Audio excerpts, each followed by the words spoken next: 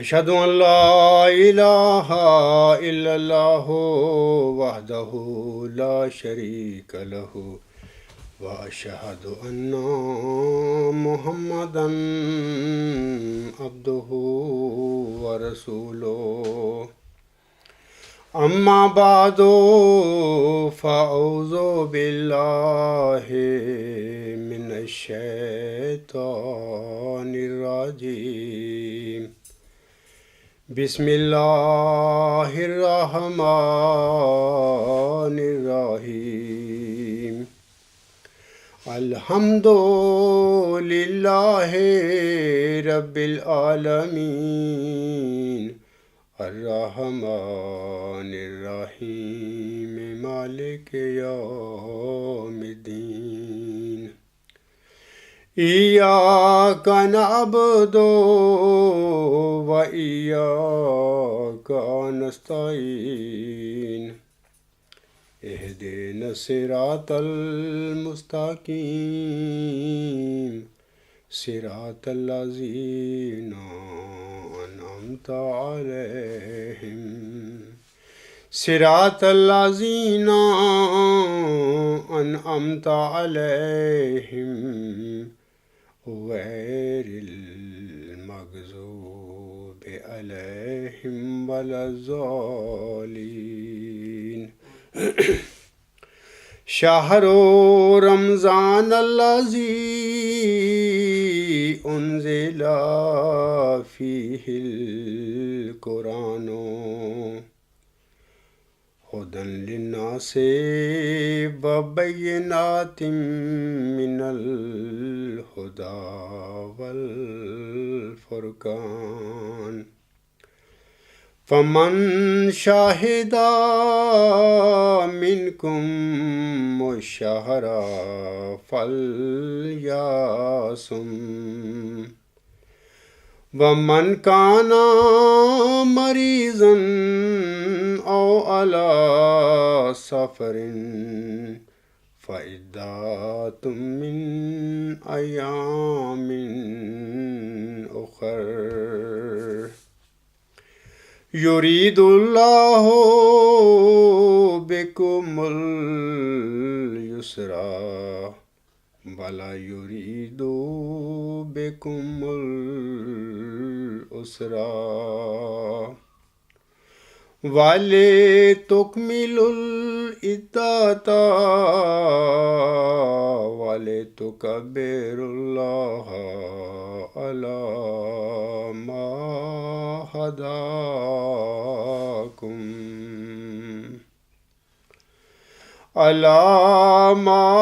هَدَاكُمْ وَلَعَلَّكُمْ تَشْكُرُونَ۔ یہ سورۃ البقرہ کی آیت نمبر 186 ہے۔ اس میں اللہ تعالیٰ فرماتا ہے رمضان کا مہینہ جس میں قرآن انسانوں کے لیے ایک عظیم ہدایت کے طور پر اتارا گیا اور ایسے کھلے نشانات کے طور پر جن میں ہدایت کی تفصیل اور حق و باطل میں فرق کر دینے والے امور ہیں، پس جو بھی تم میں سے اس مہینے کو دیکھے تو اس مہینے کے روزے رکھے، اور جو تم میں سے کوئی مریض ہو یا سفر پر ہو تو وہ گنتی پوری کرے بعد میں۔ اللہ تمہارے لیے آسانی چاہتا ہے اور تمہارے لیے تنگی نہیں چاہتا، اور چاہتا ہے کہ تم سہولت سے گنتی کو پورا کرو اور اس ہدایت کی بنا پر اللہ کی بڑائی بیان کرو جو اس نے تمہیں عطا کی، اور تاکہ تم شکر کرو۔ سامعین کرام، ان آیات میں رمضان المبارک کی فضیلت اور بزرگی کا بیان ہوا ہے۔ رمضان کا مہینہ ان ایام کی یاد دلاتا ہے جن میں قرآن کریم ایسی عظیم اور کامل کتاب نازل ہوئی تھی۔ مسند احمد کی حدیث کے مطابق حضرت صلی اللہ علیہ وآلہ وسلم نے فرمایا ہے کہ ابراہیمی صحیفے رمضان کی پہلی تاریخ کو نازل ہوئے۔ توریت 6 تاریخ کو، انجیل 13 تاریخ کو اور قرآن کریم 24 رمضان کو نازل ہوا تھا۔ یہ بھی روایت ہے کہ گزشتہ صحائف توریت، زبور اور انجیل جن پیغمبروں پر نازل ہوئیں تو یہ سب ایک ہی دفعہ نازل ہوئی تھیں، لیکن قرآن کریم بیت العزت سے آسمانی دنیا تک تو ایک ہی مرتبہ نازل ہوا تھا، لیکن بعد ازاں وقتاً فوقتاً حسب ضرورت زمین پر نازل ہوتا رہا۔ اسی لیے اللہ تعالیٰ سورۃ القدر میں فرماتا ہے، انا انزلناہ فی لیلۃ القدر ما ادراک ما لیلۃ القدر لیلۃ القدر خیر من الف شہر تنزل الملائکۃ والروح فیہا باذن ربہم من کل امر سلام ہی حتی مطلع الفجر۔ ہم نے اسے لیلۃ القدر میں اتارا، اور تجھے کیا خبر ہے کہ لیلۃ القدر کیا ہے؟ لیلۃ القدر 1000 مہینوں سے بہتر ہے۔ اس میں فرشتے اور روح اپنے رب کے اذن سے ہر امر کے لیے اترتے ہیں، نیک اور خیر کے لیے اترتے ہیں۔ سلامتی یہ فجر کے طلوع تک رہتی ہے۔ اسی طرح اللہ تعالیٰ سورۃ دخان کی آیت نمبر 4 میں فرماتا ہے، انا انزلناہ فی لیلۃ مبارکۃ انا کنا منذرین فیہا یفرق کل امر حکیم۔ یعنی ہم نے اسے ایک بابرکت رات میں اتارا ہے، لیلۃ مبارکۃ، ہم نے اسے ایک بابرکت رات میں اتارا ہے، ہم ہمیشہ ڈراتے رہے ہیں۔ پھر حکمت کی بات کا اس میں فیصلہ کر دیا جاتا ہے۔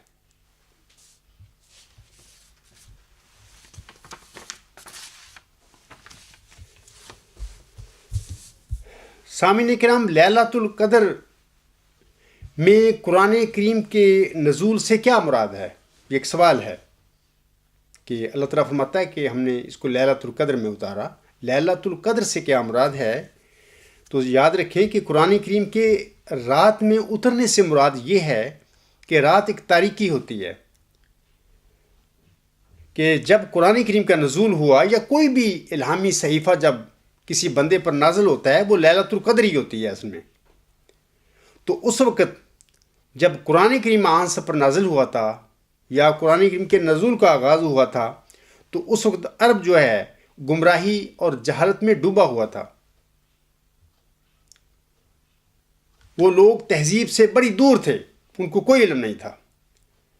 دوسری مطلب یہ ہے کہ لیلۃ القدر میں قرآن کریم کے نزول سے مراد یہ ہے کہ وحی و الہام کا نزول دکھوں اور مصائب کے بعد ہوا کرتا ہے، جب تک کسی انسان کے دن راتیں نہیں بن جایا کرتے اور جب تک وہ بھوک اور پیاس کی سختیاں برداشت نہیں کرتا، اس وقت تک وحی و الہام کا نزول ممکن نہیں ہے۔ یہ باتیں پہلے ہونا ضروری ہیں کہ کسی انسان پر یہ بیت جائیں، تو اس کے بعد پھر اس انسان پر اللہ تعالیٰ کا الہام نازل ہو جانا شروع ہو جاتا ہے، اس کی وحی شروع ہو جاتی ہے۔ تیسری بات یاد رکھیں اس میں کہ لیلۃ القدر جو قرآن کریم میں بتایا گیا ہے کہ قرآن کریم لیلۃ القدر میں نازل کیا گیا ہے، تو تیسری بات اس ضمن میں یاد رکھیں کہ دنیا کو روحانی رنگ میں فتح کرنے کے لیے کسی انسان کے لیے ضروری ہے کہ وہ حضرت صلی اللہ علیہ وآلہ وسلم کی طرح پہلے کسی غار حرا کی تنہائیوں میں ڈوب جائے، گوشہ نشینیوں میں چلے جائے، تب پھر اس پر کائنات کا سچا خالق اور مالک ظاہر ہوگا اور اس پر وحی و الہام کا سلسلہ شروع ہو جائے گا۔ واضح رہے کہ قرآن کریم ماہ رمضان میں سامعین کرام ایک ساتھ آسمان اول پر لیلۃ القدر یعنی لیلۃ المبارک میں نازل ہوا تھا۔ حضرت صلی اللہ علیہ وآلہ وسلم سے اس وقت لوگوں نے سوال کیا کہ قرآن کریم تو مختلف مہینوں اور برسوں میں نازل ہوتا رہا، تو پھر ماہ رمضان میں اور وہ بھی لیلۃ القدر میں اترنے سے کیا مراد ہے؟ یعنی یہ جو اللہ تعالیٰ نے فرمایا ہے کہ قرآن کریم کو ہم نے لیلۃ القدر میں اتارا ہے، اس سے کیا مراد ہے پھر؟ تو آپ صلی اللہ علیہ وآلہ وسلم نے لوگوں کے اس سوال کا اس طرح جواب ارشاد فرمایا. آپ فرماتے ہیں کہ قرآن کریم بیت العزت سے آسمانی دنیا تک تو ایک ہی مرتبہ نازل ہو گیا تھا، لیکن بعد ازاں وقتاً فوقتاً حسب ضرورت زمین پر نازل ہوتا رہا. حضرت صلی اللہ علیہ وآلہ وسلم سے یہ بھی روایت ہے کہ عہد رمضان تک قرآن کریم دنیا کے آسمان کی طرف اترا اور بیت العزت میں رکھا گیا.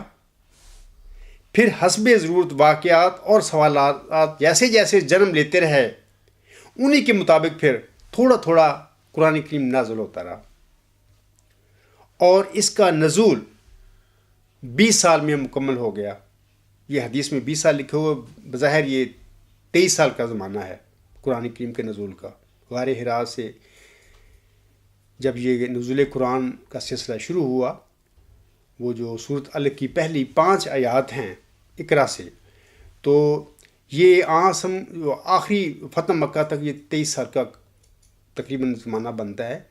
تو یہ نزول قرآن کا جو زمانہ ہے 23 سال کا، یہ اس سال میں پھر 23 سال میں پھر نازل ہوا تھا.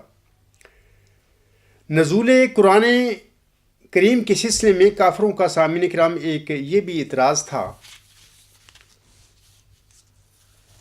کہ قرآن کریم ایک ساتھ ہی یعنی ایک ہی دفعہ کیوں نازل نہیں ہوا تھا، یعنی کیوں نہیں نازل ہوا تھا ایک دفعہ نازل ہو جاتا.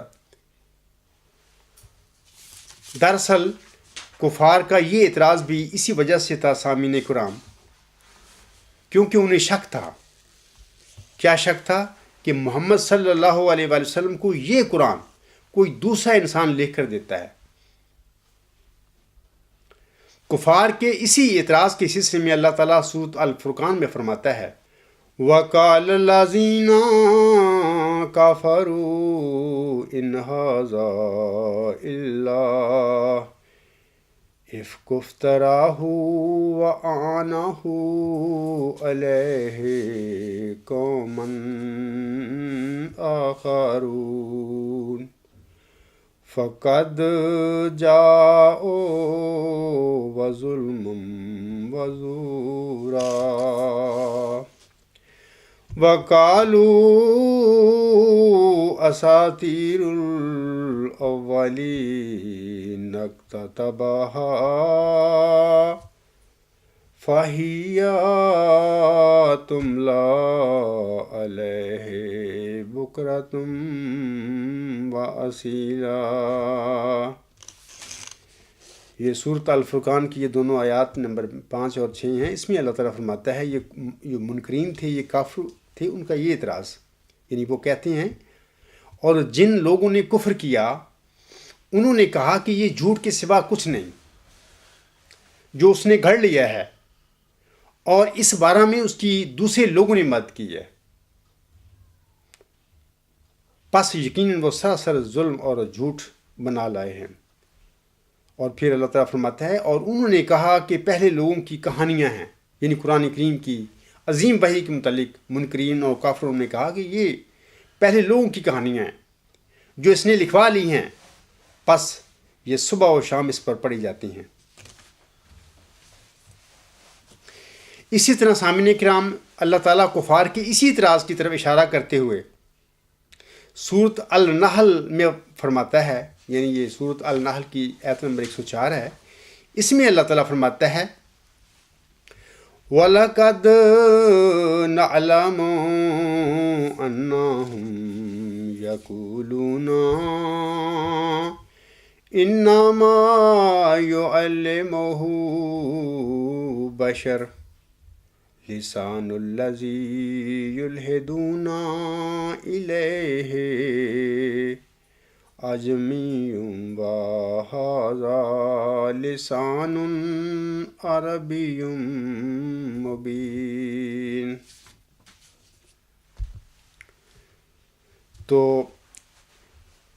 اس آیت میں اللہ تعالیٰ فرماتا ہے اور یقیناً ہم جانتے ہیں کہ وہ کہتے ہیں اسے کسی بشر نے سکھایا ہے۔ اس کی زبان جس کی طرف یہ بات منسوب کرتے ہیں اجمی ہے، جبکہ یہ قرآن کریم ایک صاف اور روشن عربی زبان میں اترا ہے۔ اسی طرح جہاں تک کفار کے اس اعتراض کا تعلق ہے سامعین کرام کہ قرآن کریم ایک دفعہ نازل کیوں نہیں ہوا، کفار کے اسی اعتراض کا جواب دیتے ہوئے اللہ تعالیٰ سورۃ الفرقان کی آیات نمبر 33 اور 34 میں فرماتا ہے، منکرین کے اس اعتراض کے حصے میں اللہ تعالیٰ جواباً ارشاد فرماتا ہے کہ اور وہ لوگ جنہوں نے کفر کیا وہ کہیں گے کہ اس پر قرآن یک دفعہ کیوں نہ اتارا گیا، اسی طرح اتارا جانا تھا۔ اللہ تعالیٰ جواب میں ارشاد فرماتا ہے اسی طرح اتارا جانا تھا، تاہم ہم اس کے ذریعے تیرے دل کو ثبات عطا کریں، اور اسی طرح ہم نے اسے بہت مستحکم اور سلیس بنایا ہے، اور وہ تیرے سامنے کوئی حجت نہیں لاتے مگر ہم اسے رد کرنے کے لیے تیرے پاس حق لے آتے ہیں اور اس کی بہترین تفسیر بھی لے آتے ہیں۔ تو یہ اللہ تعالیٰ نے جواباً ارشاد فرما دیا ہے کہ جہاں تک تعلق ہے اس بات کا کہ ایک دفعہ قرآن کریم کیوں نہیں اترا، تو اللہ تعالیٰ نے اس کی وجہ بتا دی ہے کہ ہم نے جیسے جیسے کفار منکرین کو اعتراض کرتے تھے، سوال اٹھاتے تھے، اللہ تعالیٰ ایسا ایسا محمد صلی اللہ علیہ وسلم پر، اپنے برگزیدہ بندے پر قرآن کریم کا نزول فرماتا جاتا تھا، اور اس نزول میں ان منکرین اور کفار کے سوالوں کے جواب بھی اللہ تعالیٰ کی طرف سے دے دیے جاتے تھے۔ یہی وجہ ہے کہ اللہ تعالیٰ نے اس قرآن کو پھر ایسا 23 سال کے عرصہ میں مکمل طور پر آسمان پر نازل فرما دی ہے۔ سامعین کرام، اللہ تعالیٰ فرماتا ہے شہر رمضان الذی انزل فیہ القرآن، رمضان کا وہ مہینہ ہے جس میں قرآن کریم نازل فرمایا گیا ہے، نازل کیا گیا ہے۔ ہدن للناس ہے، اس میں لوگوں کے لیے ہدایت ہے، وبینات من الہدی، اور اس میں لوگوں کی ہدایت کے لیے نشانات ہیں، والفرقان، اور اس میں جو تعلیم حضرت صلی اللہ علیہ وسلم پر نازل ہوئی ہے اس میں حق اور باطل میں فرق کیا گیا ہے، یعنی وہ ایسی تعلیم ہے جو جھوٹ اور سچ میں فرق کر دیتی ہے، حق اور باطل میں فرق کر دیتی ہے۔ تو یہ جو آیات میں نے ابھی آپ لوگوں کو پڑھ کے سنائی ہیں، اس آیت کا جو حصہ ہے اس کا پہلا ایک مطلب تو یہ ہے کہ ماہ رمضان ایسا بابرکت مہینہ ہے جس میں قرآن کریم کے نزول کا آغاز ہوا۔ شہر رمضان الذی انزل فیہ القرآن۔ ثانیاً اس سے مراد یہ ہے سامعین کرام کہ رمضان وہ مہینہ ہے جس کے بارے میں قرآن کریم کے متعلق احکام نازل ہوئے۔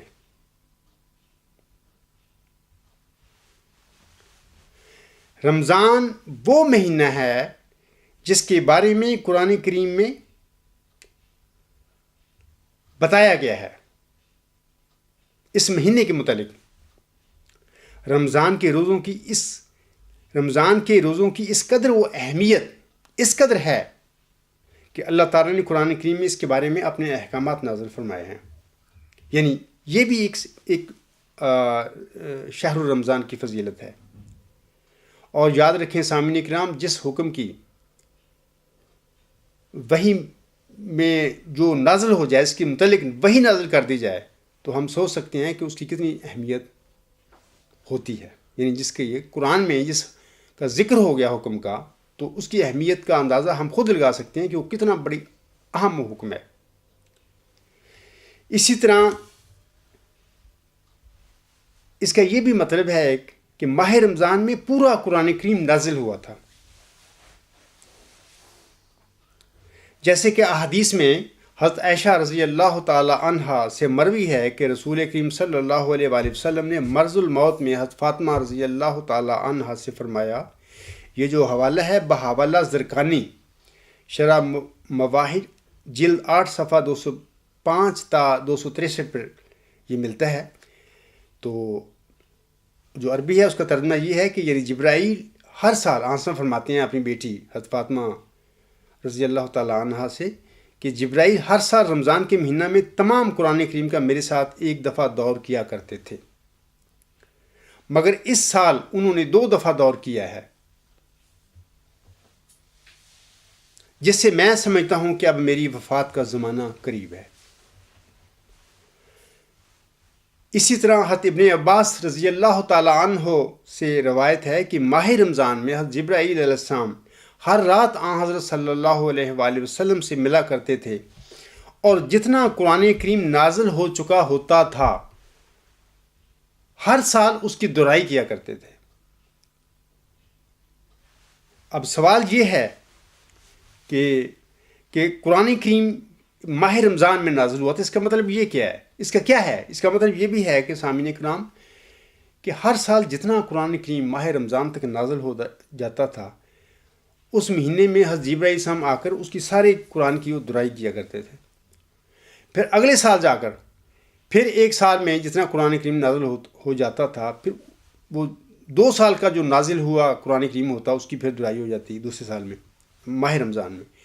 اس طرح تیسرے ماہ رمضان میں بھی ایسا ہی ہوتا کہ جتنا قرآن کریم نازل ہو گیا ہوتا تھا حضرت جبرائیل علیہ السلام آسم سے مل کر اس کی دہرائی کیا کرتے تھے۔ اور اس طرح ہم دیکھتے ہیں کہ 23 سال میں بار بار حضرت جبرائیل علیہ السلام آسم سے مل کر قرآن کریم کو دہراتے رہے۔ اس سے پتہ چلتا ہے کہ بعض آیات جو ہیں قرآن کے ایسے ٹکڑے ہیں جو 23 دفعہ نازل ہوئے آسم پر۔ جب حضرت ابراہیم السلام جب دہراتے کرتے تھے وہ نازل ہی کیا کرتے تھے نا، بعض 22 دفعہ 20 دفعہ نازل ہوئے۔ اور پھر یہ بھی آسم نے فرمایا ہے کہ اپنی بیٹی حضرت فاطمہ رضی اللہ تعالیٰ عنہ کو کہ اس سال جبرائیل علیہ السلام 2 دفعہ قرآن کریم کا دور میرے ساتھ کر کے گیا ہے، یعنی کہ وفات کے سال میں آسم کے وفات کے سال میں قرآن کریم کو 2 دفعہ دہرایا۔ تو اس سے ثابت ہوتا ہے قطعی طور پر کہ قرآن کریم ماہ رمضان میں ہی نازل ہوا ہے، اگرچہ وہ مختلف اوقات میں سارا سال نازل ہوا کرتا تھا، لیکن جب دہرائی ہوتی تھی ماہ رمضان میں تو پھر اس طرح یہ قطعی طور پر ثابت ہو جاتا ہے کہ قرآن کریم دراصل ماہ رمضان میں ہی پورا نازل ہوا ہے۔ اس آیت میں اللہ تعالیٰ فرماتا ہے کہ ہدن للناس وبینات من الہدی والفرقان۔ اس سے اللہ تعالیٰ فرماتا ہے کہ اس میں لوگوں کے لیے ہدایت ہے، یعنی اس قرآن کریم میں قرآن وحی میں لوگوں کے لیے ہدایت ہے۔ اور پھر اللہ تعالیٰ فرماتا ہے اس میں بینات یعنی نشانات ہیں جو لوگوں کی ہدایت کی طرف رہنمائی کرتے ہیں، ایسے نشانات ہیں۔ اور پھر یہ بھی کہ یہ فرقان ہے، یعنی الہامی کلام حق و باطل حلال و حرام میں فرق ظاہر کرنے والا ہے یہ قرآن کریم کی وحی۔ اسی طرح یہ ہدایت و گمراہی اور رشد و برائی میں تفریق کرنے والی وحی ہے۔ حضرت ابو ہریرہ رضی اللہ تعالی عنہ سے روایت ہے کہ ماہ رمضان جو ہے اس کو صرف رمضان نہ کہا کرو، کیونکہ رمضان اللہ تعالیٰ کا نام ہے، بلکہ وہ کہتے ہیں کہ اسے شہر الرمضان یعنی رمضان کا مہینہ کہا کرو۔ اور یہ بھی یاد رکھیں کہ یہ رمضان جو ہے اسلامی نام ہے اس مہینے کا، لیکن زمانہ جاہلیت میں اس مہینے کو ناطق کہا کرتے تھے۔ صحیح بخاری میں ایک حدیث ہے، اس میں حضرت صلی اللہ علیہ وسلم فرماتے ہیں کہ جو شخص رمضان کے روزے ایمان اور نیک نیتی کے ساتھ رکھے اس کے سبب اس کے اگلے گناہ بخش دیے جاتے ہیں۔ یہ بھی اللہ تعالیٰ کا فضل اور ماہ رمضان کی فضیلت ہے جو آسم نے بیان فرمائی ہے۔ اب سوال یہ ہے کہ وحی کی ابتدا کیسے ہوئی تھی؟ سب سے پہلے وحی کون سی ہے جو آسم پر نازل ہوئی تھی؟ تو اس سلسلے میں سامعین کرام یہ صحیح بخاری کی ایک حدیث ہے، میں آپ لوگوں کے آگے اس کا ترجمہ پڑھ کر سنا دیتا ہوں۔ حضرت عائشہ رضی اللہ تعالی عنہا بیان کرتی ہیں کہ سب سے پہلے حضور صلی اللہ علیہ وآلہ وسلم کو سچی خوابیں آنے لگیں۔ جو خواب بھی آتی وہ نمود صبح کی طرح روشن اور صحیح نکلتی۔ حضور صلی اللہ علیہ وآلہ وسلم کو خلوت پسند تھی اور غار حرا میں جا کر عبادت کرتے تھے۔ آپ کچھ سامان اپنے ہمراہ لے جاتے، جب ختم ہو جاتا تو دوبارہ گھر آ کر کھانے پینے کا سامان لے جاتے۔ اسی اثناء میں آپ صلی اللہ علیہ وآلہ وسلم کے پاس ایک فرشتہ آیا اور کہا پڑھو۔ آپ صلی اللہ علیہ وآلہ وسلم نے کہا میں پڑھ نہیں سکتا۔ فرشتے نے آپ صلی اللہ علیہ وآلہ وسلم کو سختی سے دبایا، پھر چھوڑ دیا اور کہا پڑھو۔ حضور صلی اللہ علیہ وآلہ وسلم نے کہا میں پڑھ نہیں سکتا۔ فرشتہ نے دوسری مرتبہ دبایا، پھر چھوڑ دیا اور کہا پڑھو۔ حضور صلی اللہ علیہ وآلہ وسلم نے کہا میں پڑھ نہیں سکتا۔ تیسری دفعہ فرشتے نے پھر دبایا اور چھوڑ دیا اور کہا اپنے اس پروردگار کا نام لے کر پڑھو جس نے انسان کو پیدا کیا۔ پڑھو درآں حالے کہ تیرا رب عزت والا اور کرم کرنے والا ہے۔ اس کے بعد حضرت صلی اللہ علیہ وآلہ وسلم گھر واپس آئے۔ اس پہلی وحی کے بعد واپس آئے، آپ صلی اللہ علیہ وآلہ وسلم کا دل لرز رہا تھا۔ اپنی زوجہ مطہرہ حضرت خدیجہ رضی اللہ تعالیٰ عنہ کے پاس آ کر کہا مجھے کمبل اوڑھا دو۔ چنانچہ انہوں نے کمبل اوڑھا دیا۔ جب آپ صلی اللہ علیہ وآلہ وسلم کی یہ گھبراہٹ جاتی رہی تو حضرت خدیجہ رضی اللہ تعالیٰ عنہ کو سارا واقعہ بتایا اور اس خیال کا اظہار کیا کہ میں اپنے متعلق ڈرتا ہوں کہ میں یہ اہم کام کر بھی سکوں گا یا نہیں۔ اس پر حضرت خدیجہ رضی اللہ تعالیٰ عنہا نے کہا کہ خدا کی قسم اللہ تعالیٰ آپ کو کبھی رسوا نہیں ہونے دے گا۔ آپ صلی اللہ علیہ وآلہ وسلم صلہ رحمی کرتے ہیں، کمزوروں کو اٹھاتے ہیں، جو خوبیاں معدوم ہو چکی ہیں ان کو حاصل کرنے کی کوشش کرتے ہیں، مہمان نواز ہیں، ضروریات حقہ میں امداد کرتے ہیں۔ پھر خدیجہ رضی اللہ تعالیٰ عنہا ان کو ورقہ بن نوفل کے پاس لے گئیں۔ یہ حضرت خدیجہ رضی اللہ تعالیٰ عنہا کے چچا زاد بھائی تھے اور زمانہ جاہلیت میں عیسائی ہو گئے تھے۔ عبرانی جانتے تھے اور عبرانی اناجیل لکھ پڑھ سکتے تھے، جو بہت بوڑھے ہو چکے تھے۔ بینائی بھی جاتی رہی تھی۔ حضرت خدیجہ رضی اللہ تعالیٰ عنہا نے ورقہ رضی اللہ تعالیٰ عنہ سے کہا اپنے بھتیجے کی بات سنو۔ چنانچہ ورقہ نے کہا میرے بھتیجے تم نے کیا دیکھا ہے؟ حضور صلی اللہ علیہ وآلہ وسلم نے سارا واقعہ بیان فرمایا۔ اس پر ورقہ نے کہا یہ وہی روح القدس ہے جو حضرت موسیٰ علیہ السلام پر نازل ہوا۔ کاش جس وقت تیری قوم تجھے نکالے گی اس وقت میں مضبوط جوان ہوتا یا زندہ رہتا تو میں پوری طاقت سے آپ صلی اللہ علیہ وآلہ وسلم کی مدد کرتا۔ اس پر حضرت صلی اللہ علیہ وآلہ وسلم نے حیران ہو کر پوچھا کیا یہ مجھے نکال دیں گے؟ یعنی میری قوم کیا مجھے نکال دے گی؟ انہوں نے کہا جس آدمی کو بھی یہ مقام ملا ہے جو آپ صلی اللہ علیہ وآلہ وسلم کو دیا گیا اس سے ضرور دشمنی کی گئی۔ اگر مجھے وہ دن دیکھنا نصیب ہوا تو میں پوری مستعدی سے آپ صلی اللہ علیہ وآلہ وسلم کی مدد کروں گا، لیکن افسوس کہ ورقہ اس کے بعد جلد ہی فوت ہو گئے۔ تو یہ جو حدیث ہے یہ بخاری صحیح بخاری میں کتاب میں حدیث درج ہے۔ تو یہ جو حضرت عائشہ رضی اللہ تعالیٰ عنہ نے واقعہ بیان فرمایا ہے اپنی اس حدیث میں، تو غار حرا میں جب حضرت جبرائیل السلام حضرت صلی اللہ علیہ وسلم کے سامنے ظاہر ہوئے تو سب سے پہلے سورت الگ کی جو پہلی 5 آیات ہیں وہ انہوں نے آسم پر نازل فرمائی تھیں۔ اور جیسے کہ میں نے ابھی کہا ہے کہ جب فرشتہ ظاہر ہوا تو اس نے کہا اقرا، تو حضرت صلی اللہ علیہ وسلم نے فرمایا ما انا بقاری، کہ میں تو پڑھنا نہیں جانتا۔ تو پھر اس نے دبایا، پھر چھوڑا، پھر کہا بھی پڑھو۔ آسم نے پھر فرمایا ما انا بیکاری، کہ میں تو پڑھنا نہیں جانتا۔ اسی طرح 3 دفعہ ہوا۔ 3 دفعہ فرشتہ جبرائیل علیہ السلام نے آپ صلی اللہ علیہ وسلم کو دبایا، بھینچا، پھر چھوڑ دیا، پھر فرمایا پڑھو۔ اور پھر اس نے 5 جو آیات ہیں سورۃ الگ کی، وہ آپ پر نازل فرمائیں، آپ کے آگے پڑھیں، اور آپ صلی اللہ علیہ وسلم نے بھی دہرائیں۔ یاد رکھیں کہ اقرا کے معنی پڑھنے کے علاوہ دہرانے کے بھی ہوتے ہیں۔ یعنی فرشتہ نے کہا اقرا یعنی پڑھو، اس کو دہراؤ۔ پہلے تو فرشتہ پڑھتا تھا۔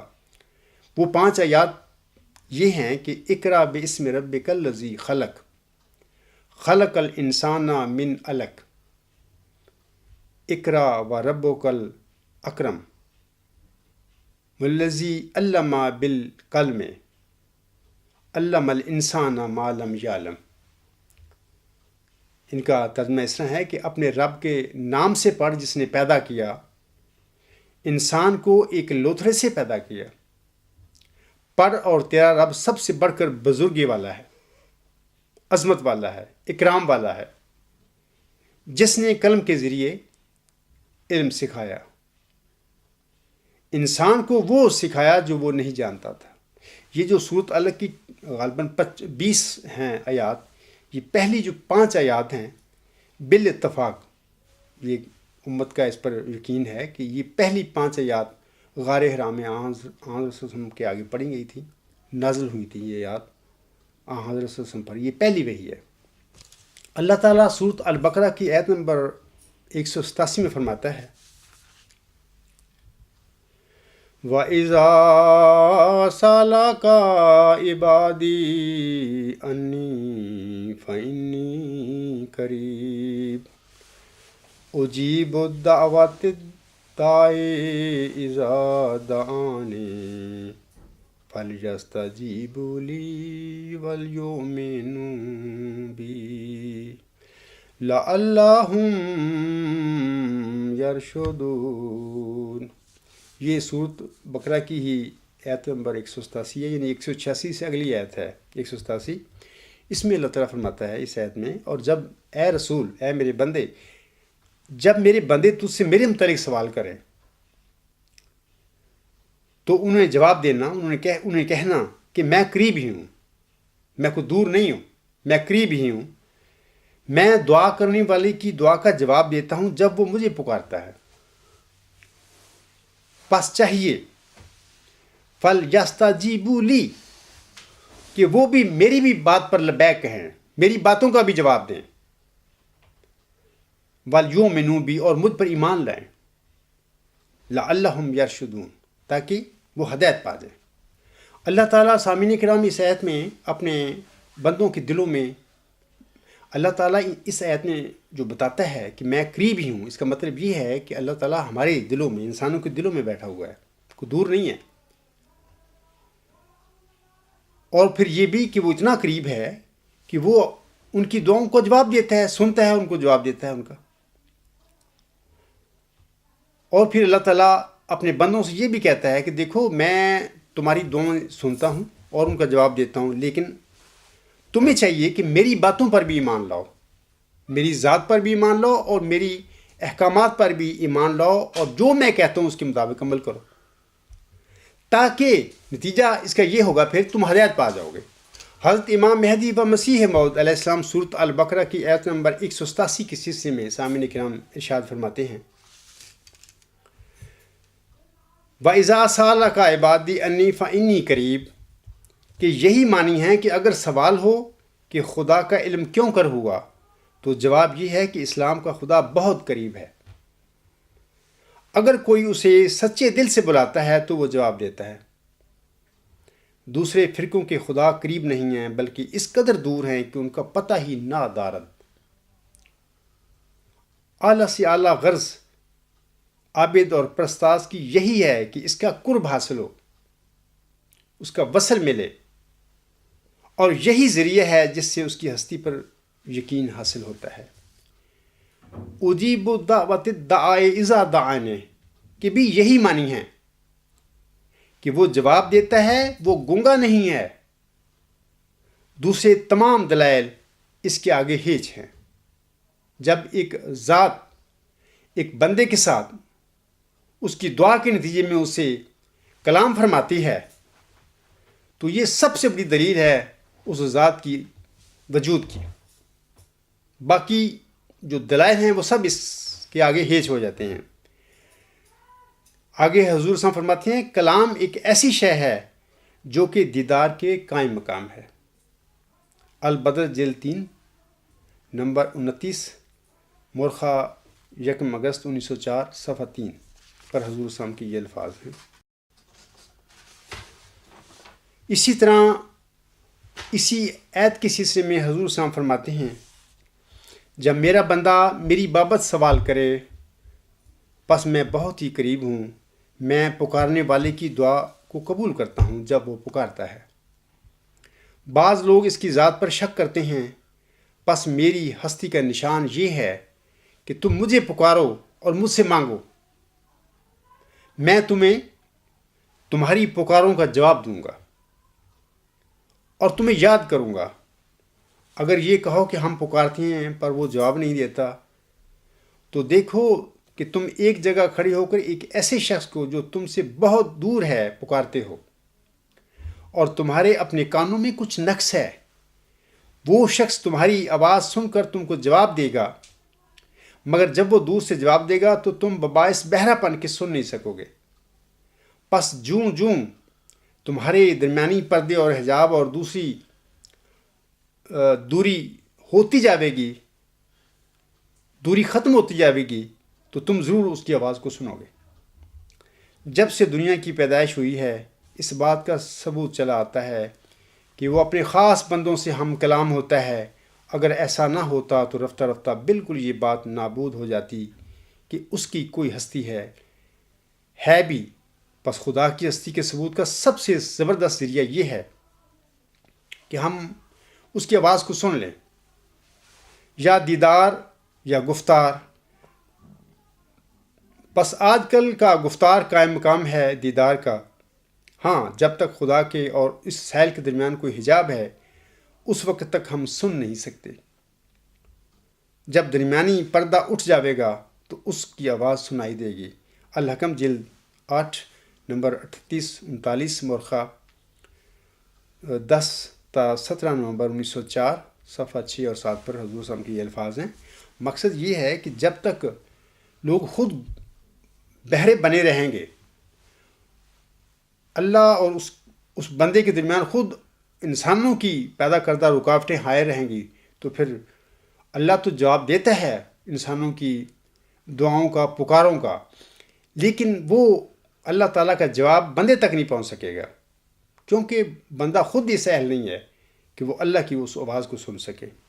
اسی طرح حضور علیہ السلام اسی سلسلے میں، اسی آیت کے سلسلے میں فرماتے ہیں دعا خدا تعالیٰ کی ہستی کا زبردست ثبوت ہے۔ چنانچہ خدا تعالیٰ ایک جگہ فرماتا ہے بَإِذَا سَأَلَكَ عِبَادِي عَنِّي فَإِنِّي قَرِيبٌ أُجِيبُ دَعْوَةَ الدَّاعِ إِذَا دَعَانِ، یعنی جب میرے بندے تجھ سے سوال کریں کہ خدا کہاں ہے اور اس کا کیا ثبوت ہے تو کہہ دو کہ وہ بہت ہی قریب ہے۔ اور اس کا ثبوت یہ ہے کہ جب کوئی دعا کرنے والا مجھے پکارتا ہے تو میں اس کو جواب دیتا ہوں۔ یہ جواب کبھی رویا ساحلیہ کے ذریعے ملتا ہے اور کبھی کشف اور کبھی الہام کے واسطہ سے، اور علاوہ بریں دعاؤں کے ذریعے خدا تعالیٰ کی قدرتوں اور طاقتوں کا اظہار ہوتا ہے۔ اور قرآن شریف میں جا بجا اس کی ترغیب دی جاتی ہے، اور ایسے لوگوں کے حالات بھی بتائے ہیں جنہوں نے دعا کے ذریعے اپنی مشکلات سے نجات پائی۔ انبیاء علیہ السلام کی زندگی کی جڑ اور ان کی کامیابیوں کا اصل اور سچا ذریعہ یہی دعا ہے۔ پس میں نصیحت کرتا ہوں کہ اپنی ایمانی اور عملی طاقت کو بڑھانے کے واسطے دعاؤں میں لگے رہو۔ دعاؤں کے ذریعے سے ایسی تبدیلی ہوگی جو خدا کے فضل سے خاتمہ بالخیر ہو جائے گا۔ الحکم جلد 9 نمبر 2 مورخہ 17 جنوری 1905 صفحہ 3 پر حضور صلی اللہ علیہ وسلم کے یہ الفاظ ہیں۔ اب یہ جو اللہ تعالیٰ فرماتا ہے سامعین کرام کہ جب تم مجھے پکارتے ہو تو میں تمہارے قریب ہی ہوں، یا جس طرح اللہ تعالیٰ فرماتا ہے اپنے پیارے برگزیدہ نبی اکرم صلی اللہ علیہ وسلم سے کہ اے میرے بندے، جب میرے بندے تجھ سے میرے متعلق پوچھیں تو انہیں جواباً کہہ دے کہ میں قریب ہی ہوں، میں دعا کرنے والے کی دعا کا جواب دیتا ہوں، اس کی دعا کو سنتا ہوں پھر جواب دیتا ہوں جب وہ مجھے پکارتا ہے۔ تو اسی سے میری گزارش ہے کہ اصل میں خدا تو ہمارے بالکل قریب ہے، وہ تو دور ہے ہی نہیں، ہر جگہ موجود ہے۔ جیسا کہ سورۃ النساء کی آیت نمبر 109 میں اللہ تعالیٰ فرماتا ہے یستخفون من الناس ولا یستخفون من اللہ وہو معہم اذ یبیتون ما لا یرضی من القول وکان اللہ بما یعملون محیطا۔ وہ لوگوں سے تو چھپ جاتے ہیں، اللہ تعالیٰ فرماتا ہے، جبکہ اللہ سے نہیں چھپ سکتے، اور وہ ان کے ساتھ ہوتا ہے جب وہ راتیں ایسی باتیں کرتے ہوئے گزارتے ہیں جو وہ پسند نہیں کرتا۔ یعنی اللہ ان باتوں کو پسند نہیں کرتا، وہ کر رہے ہوتے ہیں، گزارتے ہیں راتیں، لیکن اللہ ان کے ساتھ ہوتا ہے۔ اور آگے اللہ فرماتا ہے کہ وَكَانَ اللَّهُ بِمَا يَعْمَلُونَ مُحِيطًا، اللہ اسے گھیرے ہوئے ہے جو وہ کرتے ہیں۔ اسی طرح اللہ تعالیٰ سورۃ یونس کی آیت نمبر 62 میں فرماتا ہے وَمَا تَكُونُ فِي شَانٍ وَمَا تَتْلُو مِنْهُ مِنْ قُرْآنٍ وَلَتَعْلَمُونَ مِنْ عَمَلٍ إِلَّا كُنَّا عَلَيْكُمْ شَهُودًا إِذْ تُفِيضُونَ فِيهِ وَمَا يَعْزُبُ عَنْ رَبِّكَ من مسکال ذرۃ فی الارض ولا فی السماء ولا اصغر من ذالک ولا اکبر الا فی کتاب مبین۔ اللہ تعالیٰ فرماتا ہے اور تو کبھی کسی خاص کیفیت میں نہیں ہوتا اور اس کیفیت میں قرآن کی تلاوت نہیں کرتا، اس طرح تم اے مومنو کوئی اچھا عمل نہیں کرتے مگر ہم تم پر گواہ ہوتے ہیں جب تم اس میں مستغرق ہوتے ہو، اور تیرے رب سے ایک ذرہ برابر بھی کوئی چیز چھپی نہیں رہتی، نہ زمین میں اور نہ آسمان میں، اور نہ ہی اس سے کوئی چھوٹی اور نہ کوئی بڑی چیز ہے مگر کھلی کھلی کتاب میں تحریر ہے۔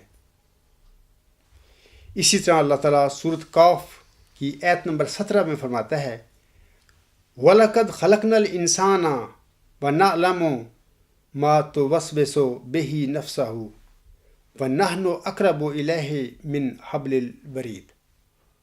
اور یقیناً ہم نے انسان کو پیدا کیا اور ہم جانتے ہیں کہ اس کا نفس اسے کیسے کیسے وساوس میں ڈالتا ہے، اور ہم اس سے اس کی رگ جان سے بھی زیادہ قریب ہیں۔ یہ جو میں نے 3 آیات پڑھی ہیں اس وقت، اس کے ترجمہ میں پڑھ کے آپ لوگوں کو من سنایا ہے، اس میں اللہ تعالیٰ کی ذات جو ہے وہ بار بار کہتی ہے میں تو ہر جگہ موجود ہوں، میں تو تمہارے قریب ہوں، میں دیکھتا ہوں تم باتیں کر رہے ہو تو میں سنتا ہوں، اور میں تمہاری رگ جان جو ہے اس سے بھی زیادہ قریب ہوں۔ اب سوال پیدا ہوتا ہے کہ وہ ہستی جو ہماری انسانوں کی رگ جان سے بھی انسان سے قریب ہے وہ کیا ہے؟ جب ہم اس پر تدبر کرتے ہیں اور دیکھتے ہیں تو میں آپ لوگوں کو بتاتا ہوں، مجھے نہیں پتا آپ لوگوں کی عرفان کی کیا کیفیت ہے، آپ کا کتنا علم ہے۔ میں آپ لوگوں کو بتاتا ہوں کہ یہ وجود جو ہے جو انسان کی شہ رگ سے بھی اس کے قریب ہے، یہ وجود ہے سپریم الٹیمیٹ یونیورسل ٹروتھ، اعلیٰ انتہائی ہماگیر حق ہے یہ، اور یہ اعلیٰ انتہائی ہماگیر حق ہی ذات باری تعالیٰ ہے، اس کے علاوہ اس کائنات کا کوئی خدا نہیں، اس کائنات میں کوئی خدا نہیں۔ وہی وجود ہے جو سب سے قریب ہے، ہماری شہ رگ سے بھی قریب ہے ہمارے، اور ہم جہاں ہوں وہ ہماری بات سنتا ہے، ہمیں دیکھتا ہے، ہر لمحہ ہر ذرے پر اس کی نظر ہے۔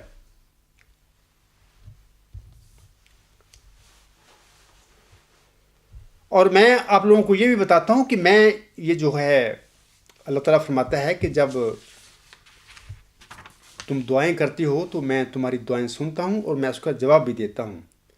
تو میں اس ضمن میں عرض کرتا ہوں کہ میں اس میں صاحب تجربہ ہوں، کہ یہ میں کوئی افسانوی باتیں نہیں کر رہا آپ لوگوں سے کہ جی ایسا ہے، بلکہ اس میں تجربہ ہو چکا ہے میرے ساتھ کہ باقی اللہ تعالیٰ، جب اللہ تعالیٰ کوئی التجا کرتا ہے، فریاد کرتا ہے، تو اللہ تعالیٰ اپنے بندے کی فریاد کو سنتا ہے اور اس کو قبول کرتا ہے، اس کے دکھوں کو دور فرماتا ہے، اس کی مداوع کرتا ہے۔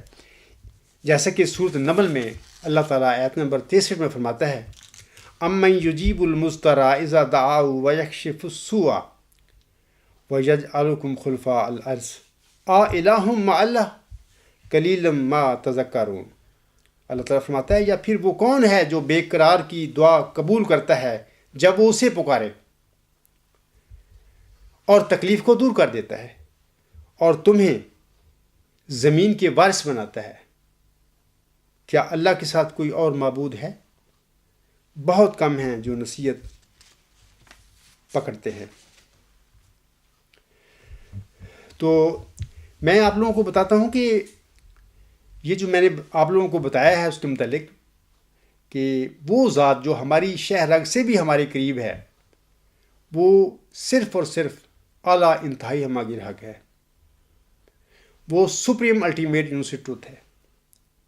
اور یہ جو چارے الفاظ ہیں، جب آپ اس پہ غور کرو گے تو تمہیں ایک ایسے وجود تک لے جائیں گے جو موجود ہے اور سب سے قریب ہے ہمارے، اور سب سے قریب ہوتے ہوئے سب سے دور ہے ہمارے۔ اور آپ یہ بھی یاد رکھیں کہ ارسطو نے یہ کہا تھا کہ کسی بھی ذات کا، کسی شے کا جو علم ہے، اس کی ابتدا اور اس کی انتہا اس کی تعریف ہوتا ہے۔ جب کسی شے کی ہمیں تعریف مل جائے تو ہم اس شے کے متعلق ہمارا علم جو ہے وہ مکمل ہو جاتا ہے، ہم اس شے کی حقیقت کو جان جاتے ہیں۔ تو یہ جو چار لفظ میں آپ لوگوں کے آگے اس وقت بیان کر رہا ہوں، سپریم الٹیمیٹ یونیورسل ٹروتھ، یہ چاروں لفظ ذات بارہ تعالیٰ کی کامل عرفان ہے، یہ تعریف ہے اللہ تعالیٰ کی ذات کی، اللہ تعالیٰ کے وجود کی، کہ وہ ہے کیا، جو ہماری شہ رگ سے بھی ہمارے قریب ہے، وہ ہستی، وہ ذات ہے کیا۔ یہ چاروں الفاظ ہمیں اس کی یہ تعریف دیتے ہیں کہ یہ وہ وجود ہے، یہ وہ ذات ہے۔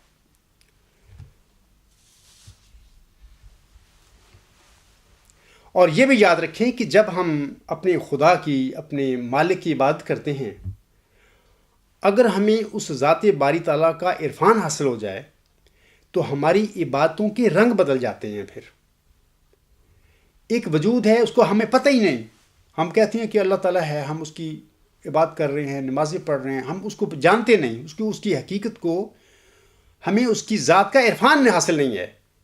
تو پھر ہماری نمازیں جو ہوں گی اور جو ہماری عبادتیں ہوں گی، ان کے رنگ وہ نہیں ہوں گے جو اس انسان کے ہوں گے جو ذات باری تعالیٰ کا عرفان رکھتا ہے، یا اس عرفان کے ساتھ، کامل عرفان کے ساتھ اپنے اللہ کی عبادت کرتا ہے، کیونکہ وہ اللہ تعالیٰ کو دیکھ رہا ہوتا ہے، اللہ تعالیٰ اس کے سامنے موجود ہوتا ہے۔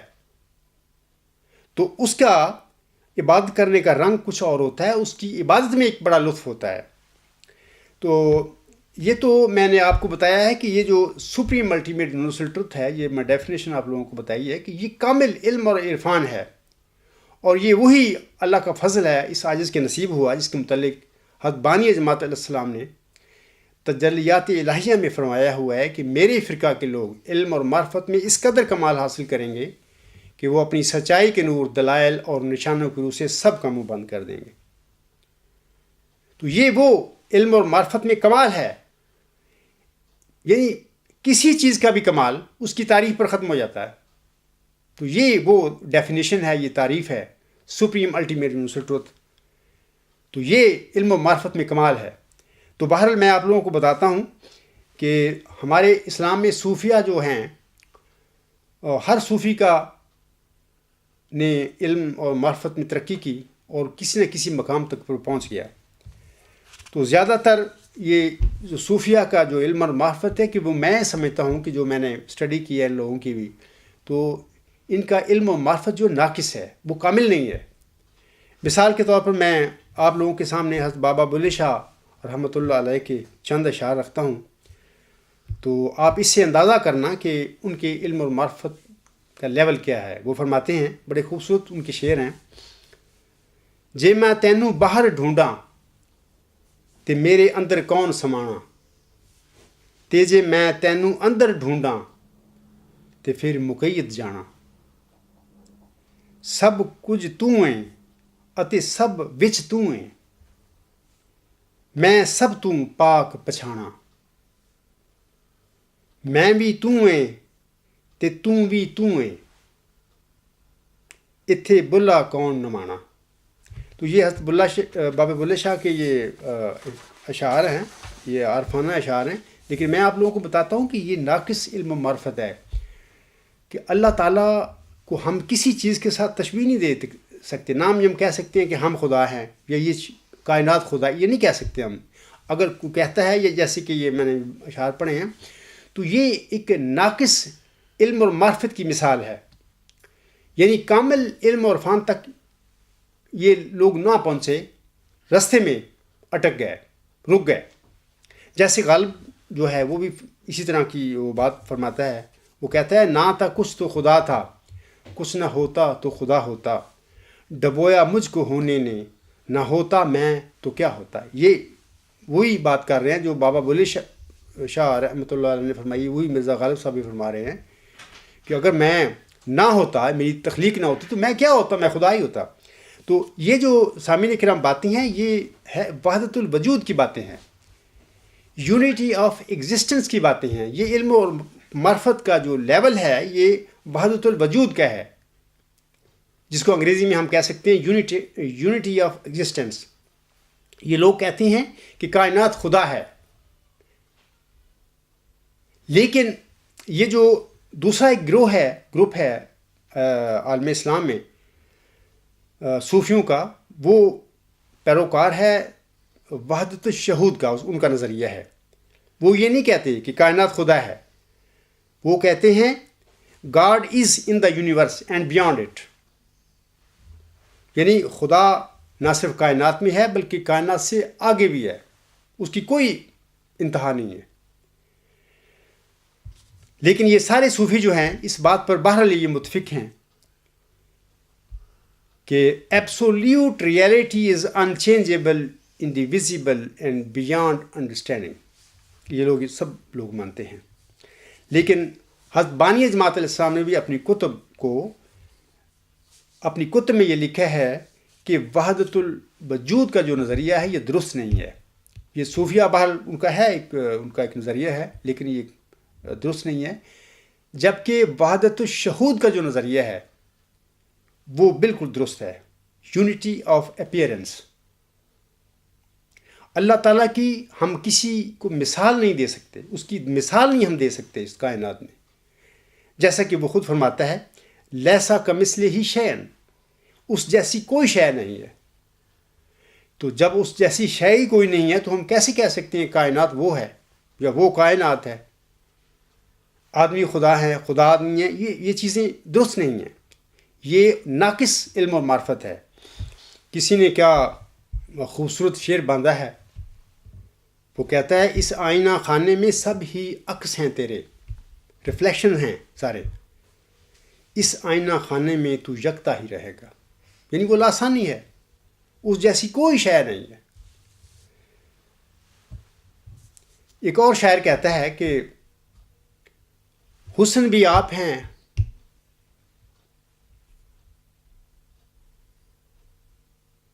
عشق بھی آپ ہیں، حسن بھی آپ ہیں، عشق بھی آپ ہیں، جس طرف دیکھیے آپ ہی آپ ہیں. یا جیسے کہ حضور علیہ السلام کو ایک الہام ہوا تھا، جدھر دیکھتا ہوں ادھر تو ہی تو ہے. تو یہ کامل علم اور عرفان کی باتیں ہیں. لیکن یہ کہنا کہ کائنات خدا ہے یا خدا کائنات ہے، یہ ناقص علم اور عرفان کی باتیں ہیں. بہرحال یہ جو اللہ تعالیٰ فرماتا ہے، وَإِذَا سَأَلَكَ عِبَادِي أَنِّي فَإِنِّي قَرِيبٌ أُجِيبُ دَعْوَةَ الدَّاعِ إِذَا دَعَانِ فَلْيَسْتَجِيبُوا لِي وَلْيُؤْمِنُوا بِي لَعَلَّهُمْ يَرْشُدُونَ. تو اس میں یہ جو اللہ تعالیٰ فرماتا ہے کہ اے میرے بندے، اے میرے مرسل، جب لوگ میرے متعلق تجھ سے پوچھے تو ان کو بتا دینا کہ میں قریب ہی ہوں،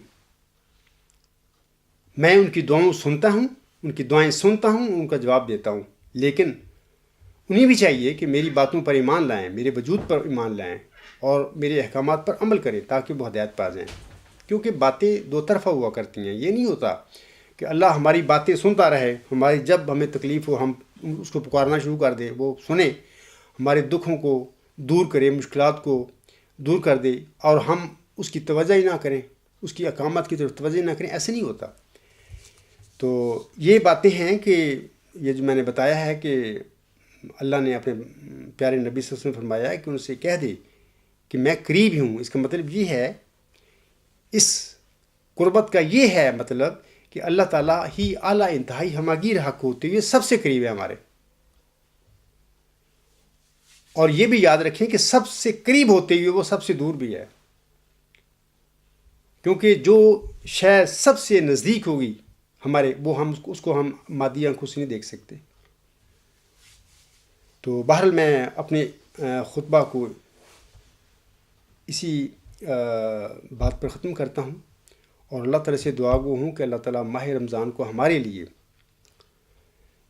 بخشش کا مہینہ بنا دے، اور ہمیں پوری توفیق دے کہ ہم اللہ تعالیٰ کی ہدایات اور اس کی جو فرمودات ہیں اس کے مطابق ماہ رمضان کے نہ صرف روزے رکھیں، بلکہ باقی جو ماہ رمضان کے تقاضے ہیں ان کو بھی اپنی توفیق کے مطابق جو ہمیں ملی ہے اللہ تعالیٰ سے اس کے مطابق پورے کریں۔ اور اس طرح اللہ تعالیٰ کا یہ جو رمضان ہماری زندگی میں آیا ہے، اور اس رمضان کو ہم اپنے لیے ایک فضل اور اپنی اللہ کی بخشش کا رمضان بنا لیں، اور اس رمضان کو ہم اپنے لیے بابرکت رمضان بنا لیں۔ اللہ تعالیٰ ہم سب کی اس معاملے میں توفیق، ہم سب کو اس معاملے میں توفیق بخشے، آمین ثم آمین۔ میں اسی پہ اپنے خطبہ کا اختتام کرتا ہوں۔ وما علینا الا البلاغ وآخر دعوانا الحمد للہ رب العالمین۔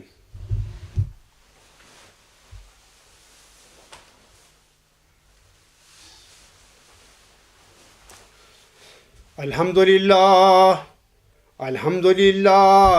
نحمدہ ونستعینہ ونستغفرہ ونؤمن بہ ونتوکل علیہ ونعوذ باللہ من شرور انفسنا ومن سیئات اعمالنا، من یہدہ اللہ فلا مضل لہ ومن یضللہ فلا ہادی لہ، ونشہد ان لا الہ الا اللہ ونشہد ان محمدا عبدہ ورسولہ۔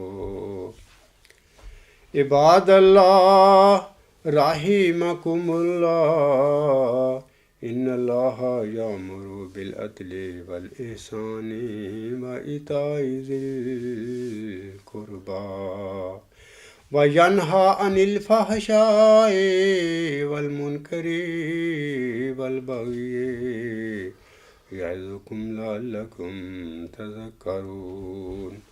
اذکروا اللہ یذکرکم وادعوہ یستجب لکم ولذکر اللہ اکبر۔